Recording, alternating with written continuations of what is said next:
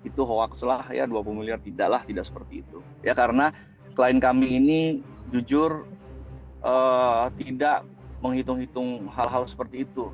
Yang penting satu yang dia paling sayang, yaitu anak-anak. Yang saya inginkan itu adalah bertemu sama anak-anak, hanya sayanya dan anak-anak saja. Pemirsa Intens Investigasi, Jagat Hiburan benar-benar dibuat memanas setelah sekian lama memilih bungkam. Seperti apa? Chris Samsiu selaku kuasa hukum Sarwenda secara mengejutkan mendadak meluncurkan serangan balik berbalut peringatan keras. Benarkah tudingan miring netizen soal kerugian 20 miliar rupiah adalah hoax demi membuktikan bahwa fokus utama Sarwenda hanyalah kebahagiaan anak-anaknya?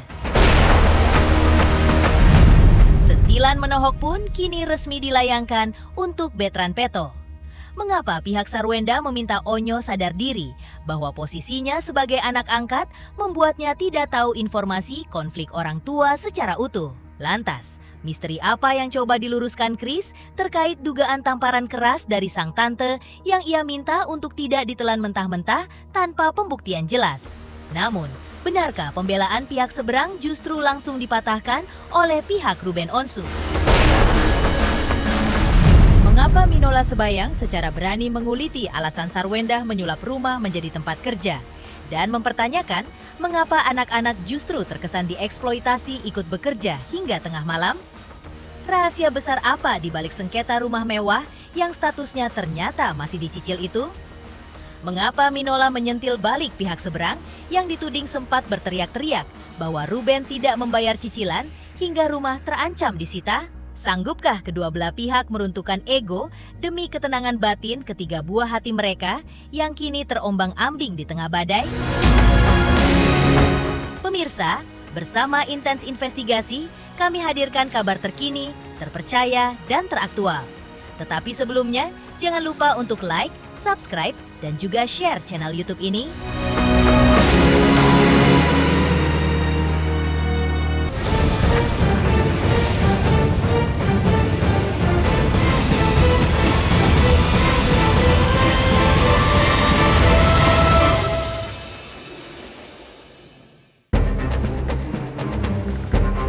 Setelah sekian lama memilih bungkam di tengah gempuran opini publik, pihak Sarwenda akhirnya mengambil langkah tegas. Ya, melalui kuasa hukumnya Chris Samsiu, mereka memberikan klarifikasi resmi guna meluruskan berbagai isu miring yang telanjur liar menggelinding di media sosial. Salah satu poin utama yang menjadi sorotan adalah rumor mengenai kerugian material Sarwenda yang diklaim netizen mencapai angka fantastis, yakni 20 miliar rupiah. Chris Samsiu dengan tegas menampik hitung-hitungan sepihak dari netizen tersebut dan melabelinya sebagai berita bohong atau hoax. Baginya, fokus Sarwenda saat ini sama sekali bukan tentang uang. Harta yang paling berharga dan tidak ternilai bagi kliennya adalah anak-anak. Bahkan, Chris menceritakan ada satu momen di mana Sarwenda tanpa ragu langsung mengangkat telepon dari buah hatinya. Padahal saat itu, ia sedang memimpin rapat bisnis yang sangat penting. Hal ini membuktikan bahwa prioritas dan fokus utama Sarwenda lahir batin adalah bagaimana cara membahagiakan anak-anaknya. Itu hoax lah ya, 20 miliar tidak seperti itu. Ya karena klien kami ini jujur tidak menghitung-hitung hal-hal seperti itu. Yang penting satu yang dia paling sayang, yaitu anak-anak. Ya, karena bayangin nih kawan-kawan, pada saat kita rapat penting aja, ya itu tidak bisa lagi dia tolak yang namanya anaknya nelfon, pasti diangkat sepenting apapun. Jadi itulah harta yang paling berharga buat Sarwenda, ya kan, bagaimana membuat anaknya tersenyum setiap hari, membahagiakan anaknya setiap hari. Jadi kalau dibilang ada informasi bahwa berapa ruginya kerugian terhadap ini, saya pikir nggak ada lah ya, karena buat Sarwenda kerugian yang paling besar adalah itu. Tapi kalau harta itu bisa dicari lagi. Lebih lanjut, Chris Samsiu mengungkapkan bahwa hubungan kerja profesional antara Sarwenda dengan para mitra bisnis, yaitu brand, sejauh ini masih berjalan sangat baik tanpa kendala. Hanya saja, untuk sementara waktu, beberapa proyek sengaja ditangguhkan atau di-hold agar Sarwenda bisa fokus menyelesaikan prahara rumah tangganya terlebih dahulu. Dengan nada bicara yang lugas, Kris juga memberikan peringatan keras kepada oknum netizen yang terus-menerus membangun opini negatif. Ia menegaskan bahwa kliennya bukanlah seorang pembunuh, koruptor, ataupun pelaku kejahatan seperti teroris. Oleh karena itu, publik diminta berhenti membuat framing jahat yang seolah-olah memposisikan Sarwenda sebagai satu-satunya pihak yang bermasalah. Saat ini, tim hukum Sarwenda sedang mempelajari dan mengumpulkan bukti-bukti terkait akun-akun yang sengaja melakukan pembunuhan karakter secara terstruktur karena tidak suka melihat Sarwenda hidup bahagia. Kalau untuk kerugian besar, saya pikir tidak seperti yang disampaikan lah. Ya, masih banyak juga kok yang bekerja sama dengan Sarwenda. Hanya yang sekarang terjadi mungkin semua ada beberapa yang menghold dulu supaya masalah ini beres. Jadi ada juga yang masih berjalan baik, nggak ada masalah. Sarwenda ini bukan, maaf ya, Sarwenda ini bukan pembunuh, bukan melakukan kejahatan teroris. Jadi janganlah ya di framing. Kami memang sedang pelajari. Ada pihak-pihak yang coba framing terus menerus, tidak bisa melihat klien kami bahagia gitu. Mengenai urusan harta Gonogini, Kris Samsiwu memastikan bahwa sudah ada kesepakatan tertulis dan final mengenai pembagian harta antara Ruben Onsu dan Sarwenda. Seluruh aset yang ada, termasuk rumah mewah yang saat ini ditempati oleh Sarwenda, yang statusnya ternyata masih dalam tahap cicilan, dipastikan akan jatuh sepenuhnya ke tangan anak-anak mereka kelak. Kris juga meluruskan alasan mengapa Sarwenda memilih menyulap rumah tinggalnya menjadi tempat bekerja sehari-hari. Langkah ini diambil murni demi efisiensi dan psikologis anak. Dengan bekerja dari rumah, kapanpun anak-anak merindukan sosok ibunya, mereka tidak perlu repot lagi diantar jemput ke studio atau lokasi syuting di luar rumah. Mereka sudah sepakat bahwa itu adalah sudah dibagi, yang mana punya Ruben, yang mana punya Sarwenda. Itu sudah sepakat, jangan lagi digoreng. Dan sekali lagi saya ingatkan, Sarwenda berkali-kali bahwa semua aset yang dia dapat hanya untuk anak. Lalu apa yang dilakukan terhadap rumah yang ditempati kan sebenarnya kewenangannya klien kami. Ya, kenapa klien kami menggunakan itu sebagai tempat kerja? Nah, itu yang menjawab tadi, supaya anaknya sewaktu-waktu kangen dengan ibunya tidak perlu diantar ke ruang studio tempat lain, daerah. Langsung di rumah itu melihat ibunya, oh lagi kerja, datang, senang dong. Anaknya juga bisa setiap hari ketemu ibunya juga merasa tenang di rumah itu. Di bagian akhir klarifikasinya, Kris Samsiwu menyisipkan pesan mendalam yang ditujukan khusus untuk Betran Peto.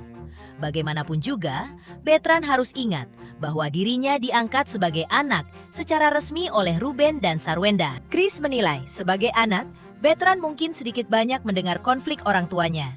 Namun ia tidak mengetahui informasi tersebut secara utuh dan menyeluruh. Imbasnya, hal-hal yang dilemparkan Betran ke media sosial menjadi tidak pas dan sepotong-sepotong. Menanggapi pernyataan Betran yang mengaku diduga ditampar oleh sosok tante dari keluarga Sarwenda, Kris meminta publik untuk tidak langsung menelan mentah-mentah dan melakukan generalisasi.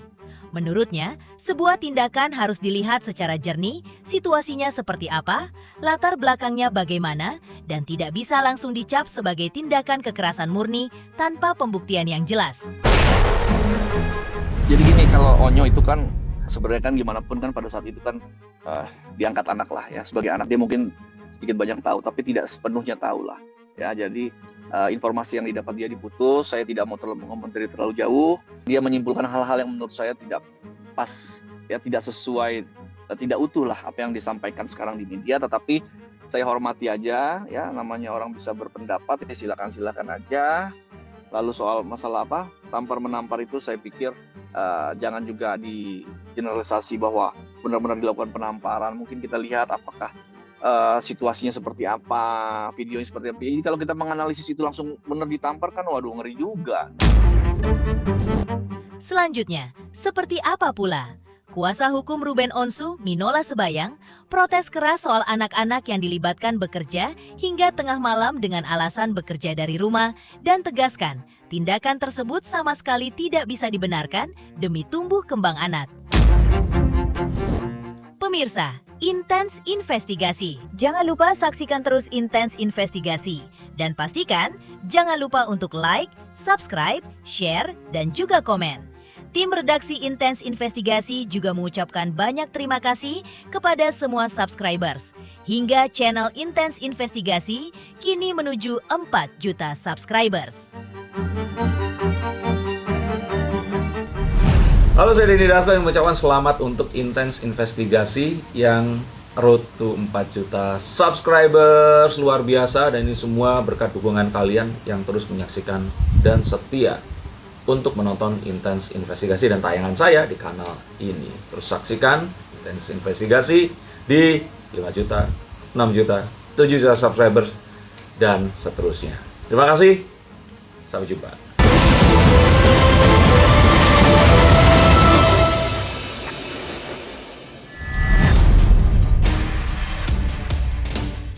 Menanggapi klarifikasi dari kubu Sarwenda, pihak Ruben Onsu langsung menggelar konferensi pers secara virtual untuk memberikan jawaban menohok. Terkait alasan Sarwenda yang memilih bekerja di rumah agar bisa selalu dekat dan mengawasi buah hati mereka, Minola Sebayang selaku kuasa hukum Ruben memberikan pandangan yang kontras. Minola menegaskan bahwa meskipun aktivitas pekerjaan dilakukan di dalam rumah, fungsi pengawasan terhadap anak harus tetap berjalan semestinya. Menjadikan rumah sebagai tempat kerja bukan berarti menjadi pembenaran untuk mengeksploitasi atau melibatkan anak-anak ikut bekerja dalam live streaming hingga larut malam.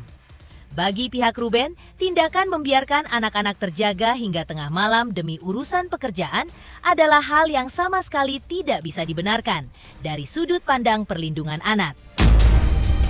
Nah, tapi secara etika kan tetap ini adalah suatu hal yang tidak selayaknya dilakukan gitu loh. Bukan berarti karena anak-anak tinggal bersama dengan ibunya terus kemudian ibunya memiliki hak mutlak terhadap anak-anak ini. Tidak, dia hanya bertempat tinggal bersama-sama dengan ibunya. Tapi segala sesuatu yang berkaitan dengan masalah anak-anak ini tetap itu adalah tanggung jawab dan hak daripada kedua orang tuanya. Ini yang mungkin yang tidak terlaksana selama ini. Yang akhirnya Ruben menjadi kecewa kan begitu. Terus kalau mengenai masalah anak-anak, apakah karena di rumah terus anak-anak boleh dilibatkan kerja sampai larut malam? Coba tanya KPAI. Boleh nggak karena di rumah, lalu anak-anak boleh diikutkan dalam live TikTok kita, yang kita bekerja, memang kerjanya live gitu, untuk produk-produk, untuk ikut dilibatkan sampai malam? Kemudian kita mempertontonkan dalam live itu bahasa-bahasa tubuh, gestur-gestur yang kadang-kadang bikin anaknya juga risih. Boleh, karena di rumah boleh. Satu, walaupun supaya ibunya tidak meninggalkan rumah, supaya anak-anak bisa diawasi, bukan berarti anak-anak boleh dilibatkan bekerja live TikTok, berjualan bersama-sama dengan ibunya di tengah malam. Betul ya, itu dulu yang pertama. Itu tidak dapat dibenarkan. Lebih lanjut, Minola Sebayang menjelaskan duduk perkara yang sebenarnya mengenai aset properti tersebut. Status rumah tinggal itu saat ini masih menjadi permasalahan bersama yang sedang digodok dalam proses hukum pasca perceraian. Pihak Ruben tidak menampik bahwa rumah itu pada waktunya memang diorientasikan untuk diserahkan dan menjadi bagian hak milik Sarwenda. Namun, Minola menekankan bahwa peralihan tersebut baru bisa terwujud secara sah dan resmi setelah seluruh rangkaian proses hukum, administrasi, serta kewajiban di antara kedua belah pihak benar-benar terselesaikan secara tuntas tanpa ada yang menggantung. Yang kedua, masalah rumah. Kalau memang misalnya itu udah menjadi rumah bagian daripada S, kenapa masih teriak-teriak bahwa Ruben tidak bayar cicilan sehingga rumahnya terancam disita? Jadi yang dia mau sampaikan itu hak-haknya dia, kewajiban Ruben. Begitu. Kalau memang misalnya apa yang diatur dalam Akta 39 itu sudah terrealisasi dengan sempurna dan sepenuhnya, lalu ketika kami menyurati S, meminta surat-surat yang menjadi bagian miliknya si Ruben, kok nggak diberikan? Kok dikatakan ini masih belum sempurna pembagiannya? Harusnya berikanlah. Berikan apa yang menjadi haknya Ruben sesuai dengan perjanjian tersebut. Dia miliki apa yang sudah menjadi miliknya dia. Kalau misalnya Ruben tidak menunda untuk membayarkan kewajiban penyelesaian rumah itu, ya karena rumah itu udah milik dia, ya hak dan kewajibannya tanggung jawab dia. Ini kan tidak. Masih ngomong tuh di media, Ruben tidak membayar KPR. Rumahnya rumah siapa? Ya, jadi artinya itu masih rumah bersama yang akan diperuntukkan pada waktunya setelah biaya kewajiban bersama di bank itu selesai. Selanjutnya, seperti apa pula, Ruben Onsu tegaskan dirinya tidak akan gegabah mengambil keputusan hanya berdasarkan potongan teks atau rumor yang beredar di media sosial. Benarkah Ruben lebih memilih prioritaskan komunikasi dua arah secara privat dari hati ke hati dengan sang anak demi fakta yang valid?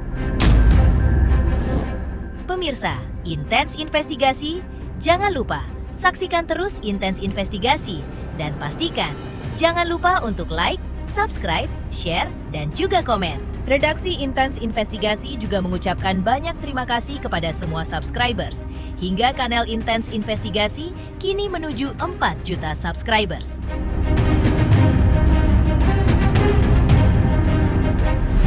Halo, saya Denny Darto yang mengucapkan selamat untuk Intens Investigasi yang road to 4 juta subscribers. Luar biasa, dan ini semua berkat dukungan kalian yang terus menyaksikan dan setia untuk menonton Intens Investigasi dan tayangan saya di kanal ini. Terus saksikan Intens Investigasi di 5 juta, 6 juta, 7 juta subscribers, dan seterusnya. Terima kasih, sampai jumpa.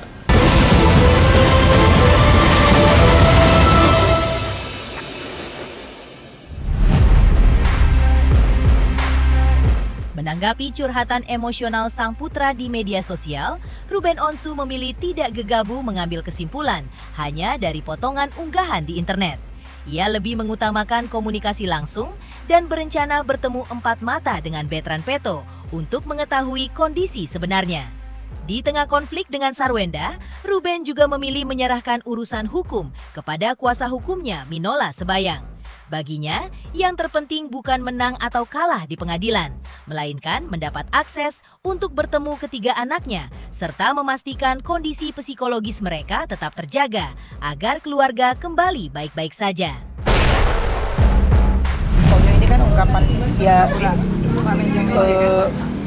kita pernah ada di usia mereka kan ya gitu. Kita pernah ada di usia mereka gitu. Makanya reaksi Onyo sendiri pun aku baru tanyakan ke dia gitu. Saya harus dengar dari dianya dulu baru gitu. Takutnya kalau saya ngobrol yang belum saya tahu ya nanti malah jadinya fitnah ya. Saya maunya ngobrol terus sama anak. Tapi kan gimana sih lu anak remaja? Menurut gue zaman dulu kita umur dia kagak ada di rumah. Sebagai langkah antisipasi, Ruben Onsu mempercayakan seluruh proses hukum dan penyelesaian sengketa kepada kuasa hukumnya, Minola Sebayang. Ia berharap setiap langkah dapat berjalan sesuai koridor hukum dan menghindari konflik yang berkepanjangan. Di tengah persoalan yang menerpa keluarganya, Ruben juga berharap situasi segera membaik.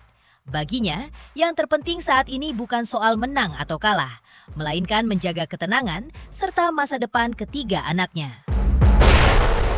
Segala keputusan dan yang lainnya ya Bang Minola selalu memberikan arahan yang terbaik gitu. Dan saya percayalah pasti akan ada pelangi setelah ini gitu, akan langit lebih bagus lagi gitu. Makanya saya cuma bilang Mbak, saya lagi diminta untuk sabarnya lebih luas lagi aja gitu. Yang saya inginkan itu adalah bertemu sama anak-anak, hanya sayanya dan anak-anak saja. Jadi itu doang. Kenapa? Ya karena saya pengen intimate aja gitu. Cuman ya memang semuanya itu kan perlu waktu, jadi ya perlu sabar lagi aja gitu. Pemirsa, Intens Investigasi, jangan lupa saksikan terus Intens Investigasi.